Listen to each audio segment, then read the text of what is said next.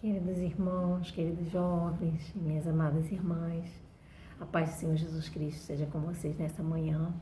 Estamos juntos para mais uma aula da nossa Escola Bíblica Dominical, uma escola tão abençoada que tem abençoado tanto nossas vidas. Hoje nós vamos estudar sobre a vida de Mateus. Estamos estudando os heróis do Novo Testamento.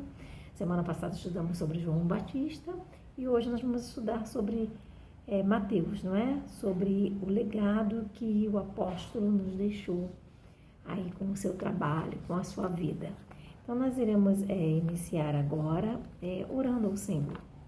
Deus de amor e graça, Deus bendito e eterno, nós te louvamos, Pai, por essa oportunidade tão especial.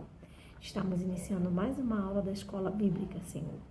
Vem com teu Espírito iluminar a nossa mente, o nosso coração, Pai, para que possamos receber a tua palavra e praticá-la no nosso coração, na nossa vida, no nosso viver diário, Pai. Em tudo que formos fazer, Senhor, a tua palavra esteja, Senhor, plantada mesmo no nosso coração. Te louvo por cada aluno, por cada professor da EBD, Pai. Nos dê um domingo abençoado e fala conosco através da tua palavra.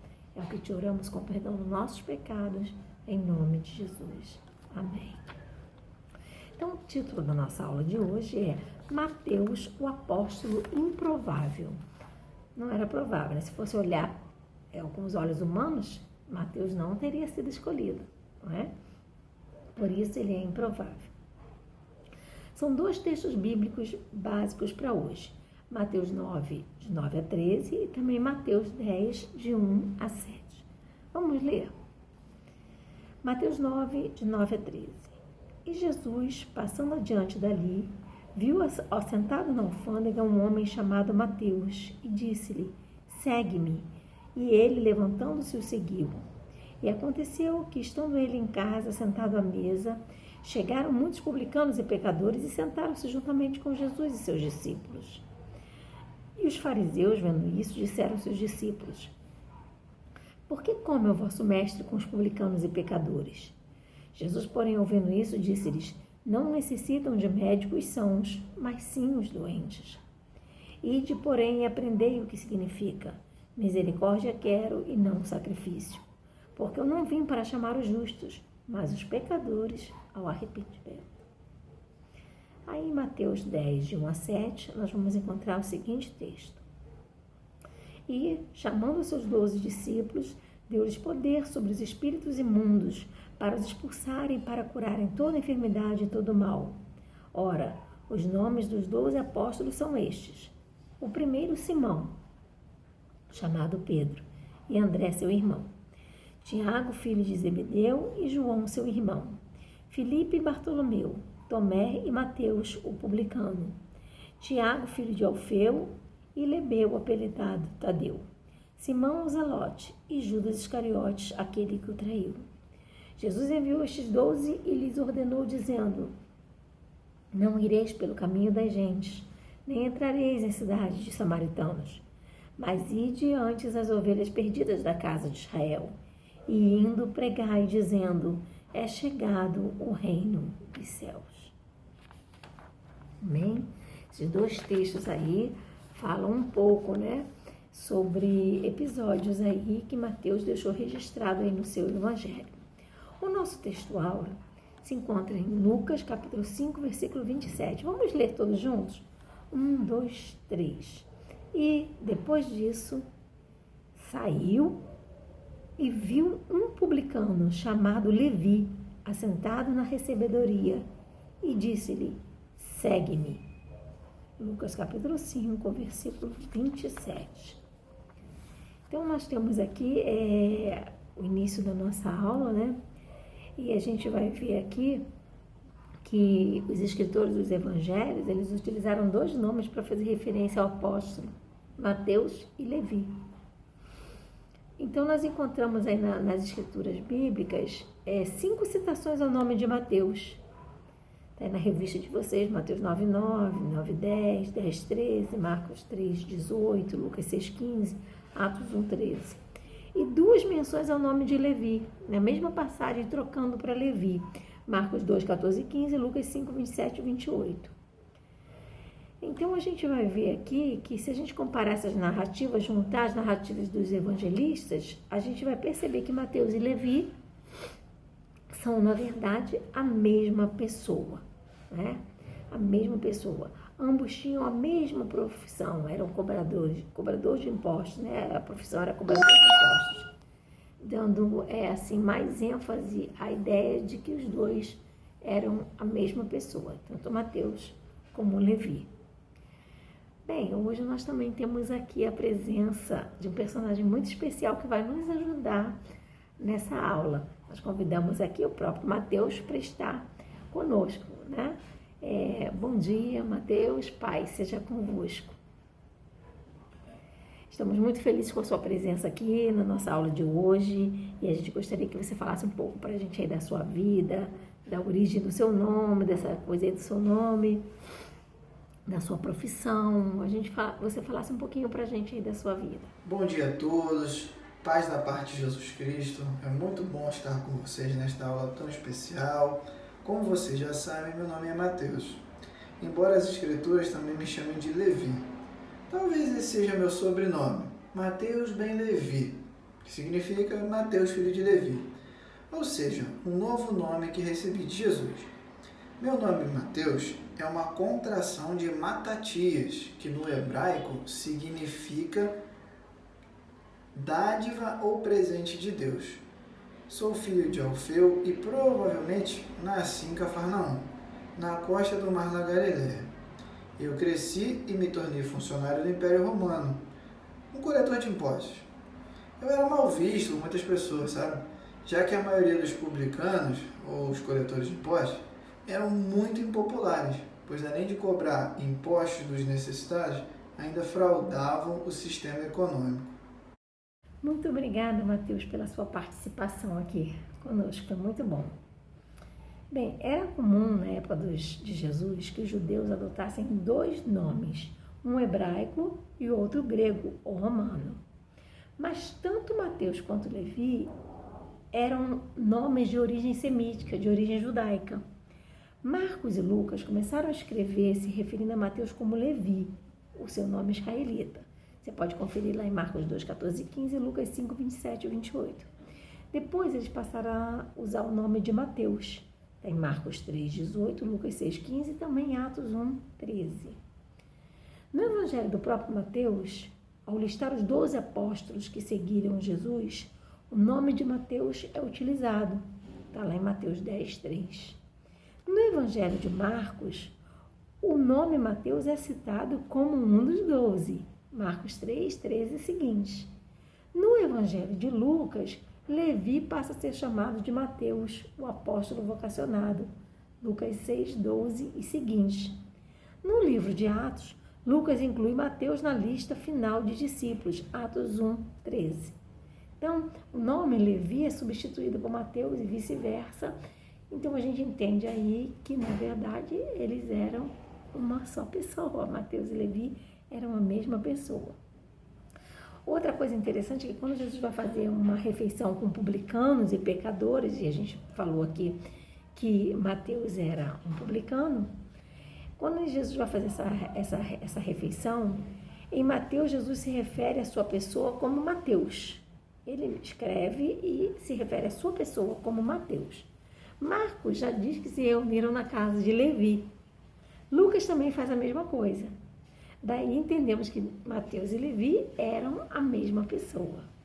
Outro ponto importante diz respeito ao pai de Mateus. Marcos diz que ele era filho de Alfeu, está lá em Marcos 2,14. Mas também diz que Tiago era filho de Alfeu, está lá em Marcos 3,18.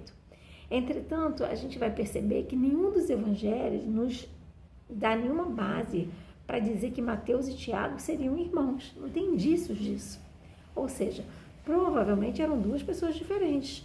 Alfeu, pai de Tiago, era um, e Alfeu, pai de Mateus, era outro.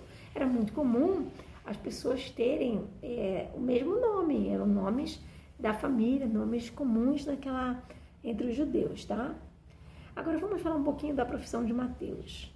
Ele era cobrador de impostos, funcionário do Império Romano. Era comum muitos judeus naquela época trabalharem para o governo local.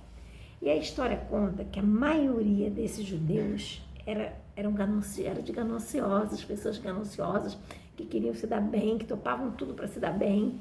Então eles acabavam aceitando esses empregos aí, que tinham uma chance de fazer uma corrupção, de enriquecer ilicitamente, de roubar o próprio governo. E aí eles topavam cobrar seus irmãos e cobrar as outras pessoas esses impostos altíssimos que Roma impunha aí para os judeus. Então essa classe aí de publicanos, de cobradores de impostos, ela era hostilizada, muito hostilizada pelos judeus. Eles procuravam não se misturar com os publicanos. Essa expressão, publicanos, muitas vezes era associada a outra chamada pecadores. Então era publicanos e pecadores, porque para eles eram também pecadores. Mas vamos deixar que Mateus nos conte um pouco mais da sua vida. Mateus, como foi o seu ministério como discípulo de Jesus Cristo? Quando vi o chamado de Jesus, não tive dúvida em segui-lo. Ali, naquele momento, fui transportado de funcionário do Império Romano a apóstolo e servo de Jesus. Me sinto honrado por ter sido contado entre os 12 que andaram com o Mestre. Muitos não entenderam o que Jesus viu em mim. Afinal de contas, eu era um publicano, trabalhava para o governo romano. Mas eu acredito firmemente que Jesus, ao me escolher, queria demonstrar a graça de Deus estendida a todos os homens. Ele queria mostrar que o Evangelho não poderia ser impedido por barreiras culturais, sociais, econômicas ou étnicas. Jesus veio para alcançar a todos os que se arrependessem de seus pecados. Jesus viu em mim algo que ninguém mais via, um instrumento para pregar o seu Evangelho. E eu me empenhei muito nisso. Meu trabalho evangelístico durou aproximadamente 15 anos depois da partida do Mestre, quando preguei entre os etíopes, os gregos, macedônios, os sírios e os persas. Foi num momento de grande perseguição que escrevi o primeiro evangelho narrando os feitos de Jesus. É muito lindo, né? Emocionante a gente ouvir aí essas palavras aí, essa narrativa aí da história da vida de Mateus.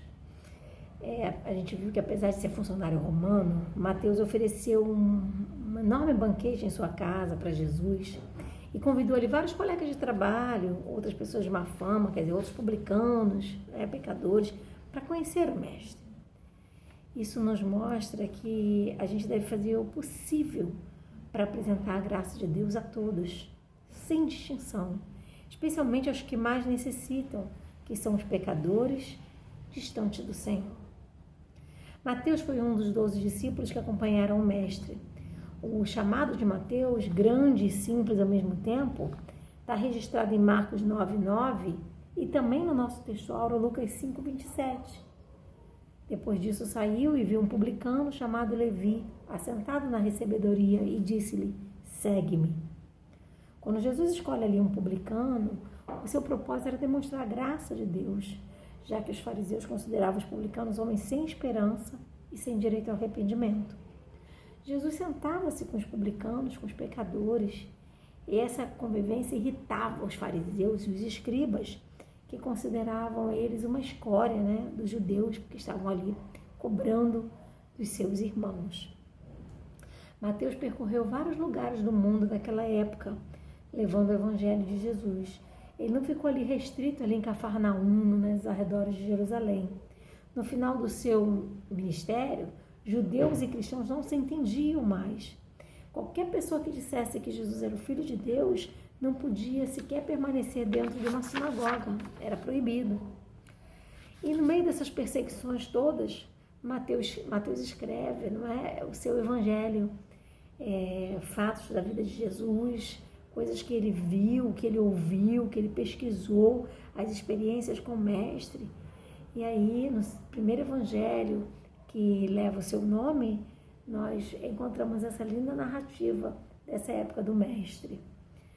Bom, por falar em evangelho, vamos deixar que o próprio Mateus nos fale um pouco sobre ele. Sim, claro.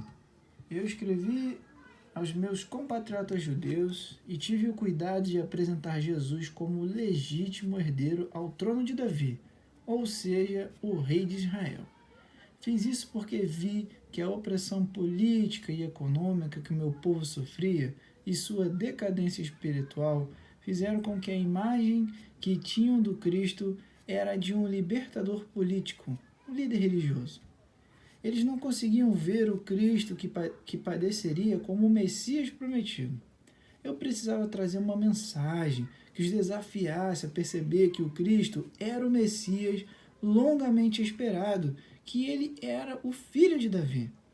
Procurei utilizar uma linguagem adequada, com tons judaicos, citando os profetas do Antigo Testamento, mencionando termos de interesse dos judeus, como cidade santa, cidade do grande rei e filho de Davi.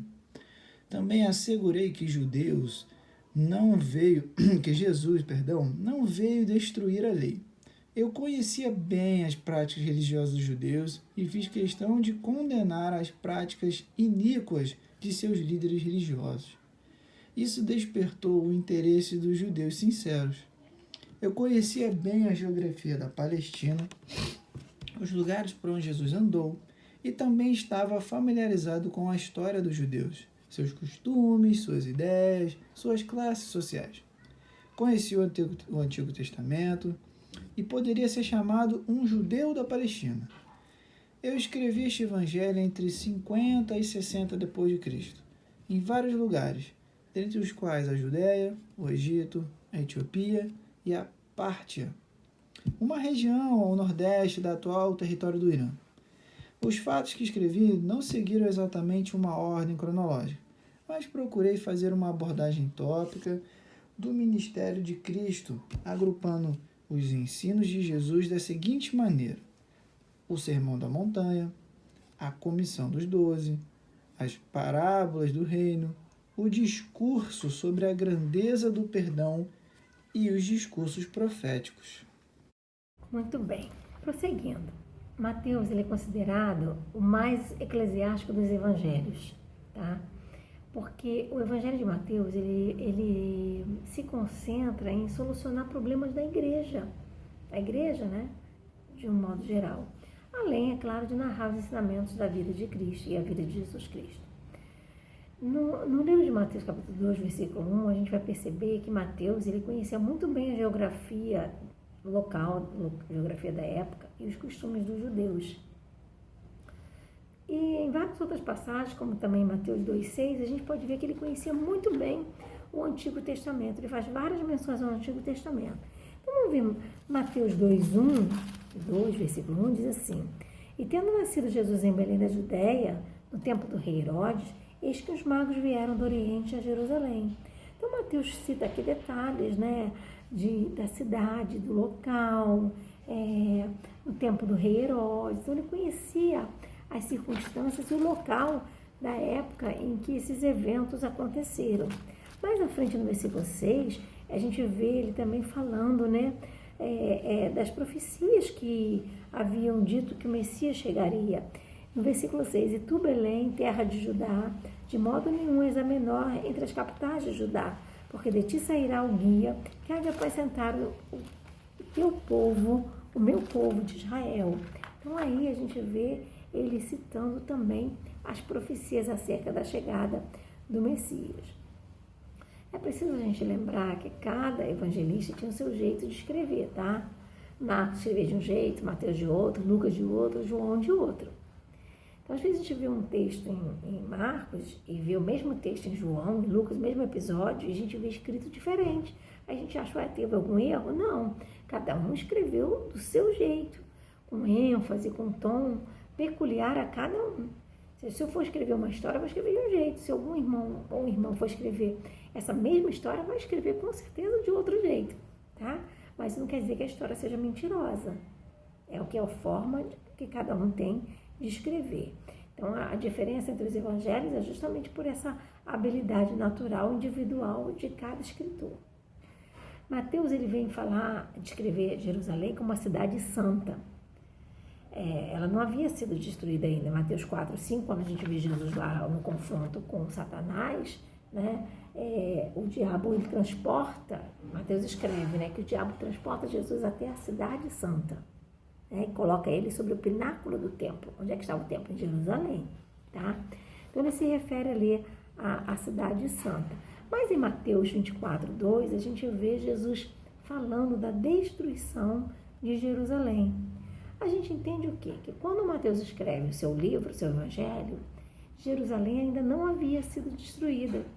Um evento que aconteceu em 70 depois de Cristo. Então a gente conclui que o evangelho de Mateus foi escrito provavelmente entre o ano 50 e 60 depois de Cristo. Marcos escreveu aos romanos, Lucas escreveu aos gregos, João escreveu à igreja e aos gentios, mas Mateus escreveu aos judeus. Ele fez mais de 53 citações do Antigo Testamento e mais de 70 referências às escrituras hebraicas.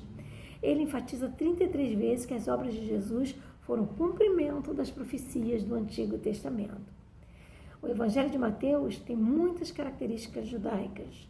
A gente vê o termo reino dos céus, por exemplo, aparece 32 vezes. O reino de Deus aparece 5 vezes. Nenhum outro evangelho fala tanto de reino. A esperança da restauração do reino de Davi era uma coisa que ardia no coração deles. Só que eles esperavam o quê? Um Messias rico, poderoso, um líder político que ia restaurar de uma vez por todas a identidade do povo judeu como uma nação poderosa que eles eram. E aí Mateus vem tocar nessas questões muito profundas, já que Cristo, evidentemente, não veio da forma como eles esperavam. Pobre, nasceu numa manjedoura, hábitos simples, né? Falando aos pobres, aos pecadores, comendo junto com a ralé, com a escória. Então, eles não era o que eles estavam esperando, né? Mateus é o único evangelho que fala especificamente da igreja. Em Mateus 16, 18, você vai ver isso, também 18, 17. Ele vem mostrar aos gentios como a eclésia, como a igreja é formada. E aí ele demonstra vários episódios em que os gentios demonstraram a sua fé em Jesus. Quem era gentio? Quem não era judeu. As pessoas eram classificadas em 2 categorias, judeus e gentios. Quem não era judeu era gentio. Nós somos gentios, não somos judeus, somos gentios. Tá? E aí ele vem me demonstrar que os gentios também acreditavam em Jesus. Ele cita a referência aos magos, ao centurião, à mulher cananeia. Não eram judeus, mas creram em Cristo Jesus. Né? Coisa linda, né? Ele queria mostrar que esse evangelho, esse poder que emanava do Messias, ele estava estendido a todas as pessoas que nele crescem. Né? Agora vamos ver um pouquinho como é que foi o final aí do ministério de Mateus. Você pode nos compartilhar conosco, Mateus? As informações sobre meus últimos dias são um pouco desencontradas. Alguns dizem que eu morri na Macedônia ou na Etiópia por causas naturais, mas a tradição cristã diz que eu teria morrido como mártir por volta do ano de 60 depois de Cristo. Mais uma vez, muito obrigada, Mateus. Foi muito bom você compartilhar aí esses eventos aí da sua vida com a gente, tá? Bem, alunos, a tradição cristã, segundo Eusébio de Cesareia, ela aceita e arrola Mateus como um mártir, informando que ele teria permanecido em Jerusalém, ali nos arredores, pregando o evangelho até o ano 42 depois de Cristo, quando ocorreu a perseguição de Herodes Agripa I. Aí nessa época, Mateus teria deixado o país e viajado para Chipre e também para o norte da África. Em Atos capítulo 1, versículo 13, Mateus desaparece da narrativa bíblica, sem que se diga para onde ele foi ou como ele exerceu o seu ministério. Nada mais é falado sobre Mateus, tá? A tradição da igreja primitiva, ela traz para a gente alguns pormenores, alguns detalhes, né? Irineu diz que ele pregou entre os hebreus e Clemente de Alexandria diz que ele se dedicou a pregar entre os etíopes, os gregos macedônios, os sírios e os persas. Segundo o livro dos Mártires, escrito no século XVI por John Knox, Mateus teria morrido no ano 60, na região etíope de Pártia. O que sabemos é que Mateus deixou para a gente um grande legado, um legado enorme para a humanidade, pela graça e pela misericórdia de Deus, Mateus que era um possível corrupto e enganador, ele passou apóstolo de Cristo. Ele foi usado pelo Senhor para compor um dos documentos imortais aí da humanidade, pois a obra literária de Mateus, que é o primeiro evangelho, compõe as escrituras sagradas. Que nós também possamos colocar nossos dons e nossos talentos também a serviço aí do Mestre. Muito bem, assim nós temos aprendido então um pouco com a vida de Mateus e louvamos a Deus por esse legado maravilhoso que ele nos deixou, que foi o primeiro evangelho, que a gente se delicia, né, lendo a sua narrativa, os episódios aí da vida do Mestre e seus ensinamentos que falam tão profundamente aos nossos corações ainda nos dias de hoje.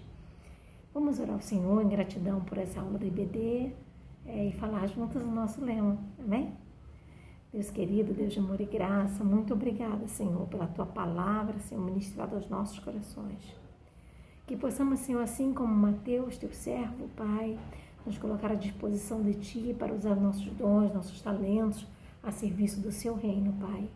Que possamos ser como atalaias, pregando o Teu Evangelho a qualquer pessoa, Senhor Jesus querido, que dele necessitar. Que possamos ser humildes, Pai, e entender, Senhor, que a Sua graça ela é estendida a todas as pessoas, Pai. Porque Tu não veio somente para os sadios, mas Tu vieste para os doentes, Pai, aqueles que necessitam de Ti. Que Tu, Senhor Jesus querido, se faça presente, Senhor, nas nossas vidas no dia de hoje. Nós Te louvamos por essa aula tão abençoada, em nome de Jesus. Amém. Vamos falar juntos o nosso lema? Eu amo a escola dominical. Muito obrigada, Jesus. Que Deus vos abençoe.